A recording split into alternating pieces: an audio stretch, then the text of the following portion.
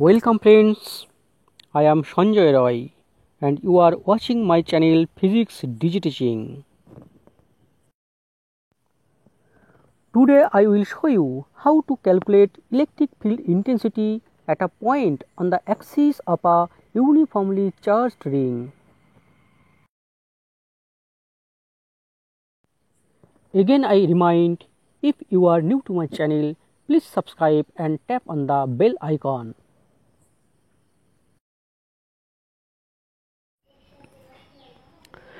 Here I have drawn a uniformly charged ring. The total charge on the ring is Q and XY is the axis of the ring. A is the radius of the ring.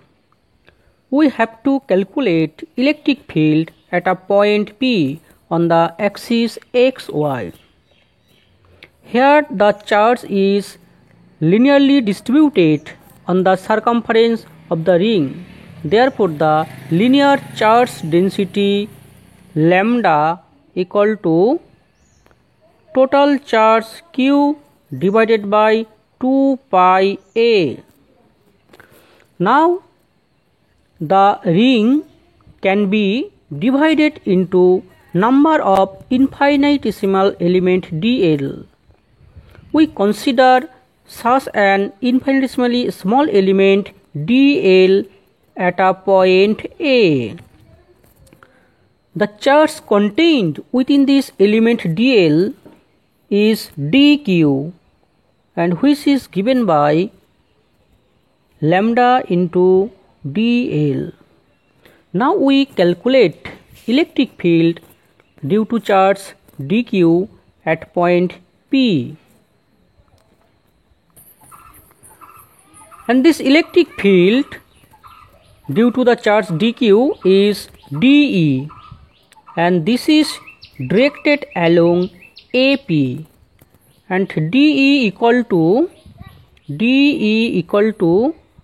K dq divided by r square. Here r is the distance of the point P from A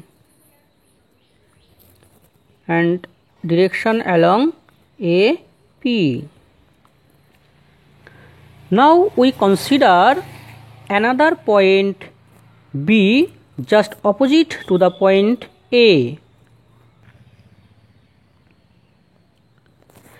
Here we also get the electric field dE at point P due to the charge element dq at B. Now we resolve these electric fields at point P into different components. This angle theta and this also theta, and this is theta, this is theta. The component of dE along this direction is dE cos theta and the other component is dE sin theta. Similarly, we get here dE sin theta and this is also dE cos theta. Here we see that for these two opposite points, here dE sin theta and dE sin theta cancel each other. If we consider the whole ring, then we get similar pair of points and therefore we see that summation dE sin theta equal to 0. Here the total electric field E is contributed by the components dE cos theta. Therefore, the net field at P E is given by summation dE cos theta.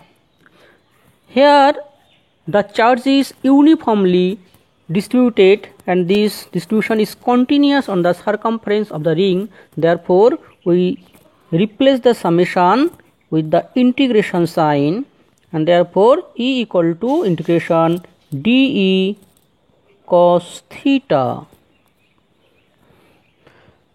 equal to the value of dE, k dq divided by r square, and the value of cos theta is given from the triangle. Here cos theta equal to base by hypotenuse. If we consider this distance x, then we get cos theta equal to x divided by r. Now we substitute the value of dq. Here dq equal to lambda dl. Therefore k lambda dl into x divided by r cube. Here we see that for every points on the circumference, the distance r and x constant, and therefore they comes outside the integration. Also the constant k and lambda. Therefore k lambda x divided by r cube integration dl. If we integrate dl, then we get the total length of the ring, that is its circumference 2 pi a, and therefore we get k lambda x divided by r cube into 2 pi a.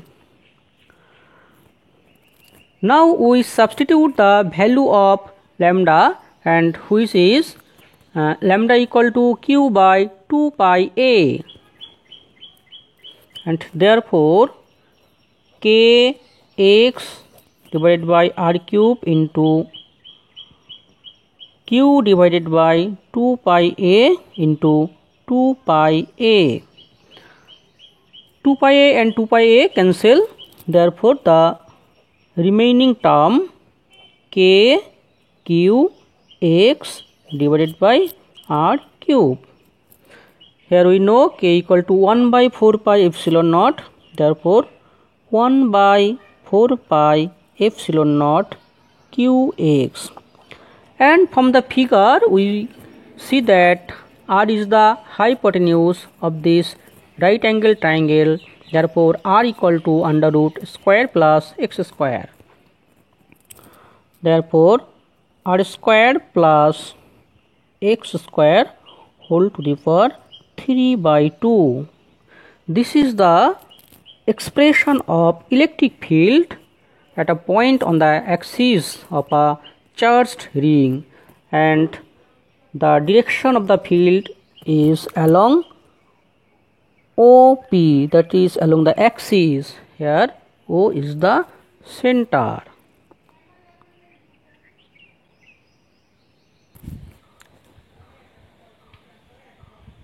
Now we discuss this result. If the ring is very large, then the radius much greater than the distance x. Therefore we can approximate the result 1 by 4 pi epsilon naught qx divided by, we can neglect this term x square, therefore we get only a cube. Here we see that the electric field is proportional to x for a large ring. If we consider the ring is very small, then x is much greater than a, and then the result is approximately 1 by 4 pi epsilon naught qx divided by, here we neglect a square, therefore we get x cube, and this is equal to 1 by 4 pi epsilon naught q by x square. And this is the electric field for a point charge q at a distance x. Therefore we may consider that the total charge of the ring is concentrated at its center.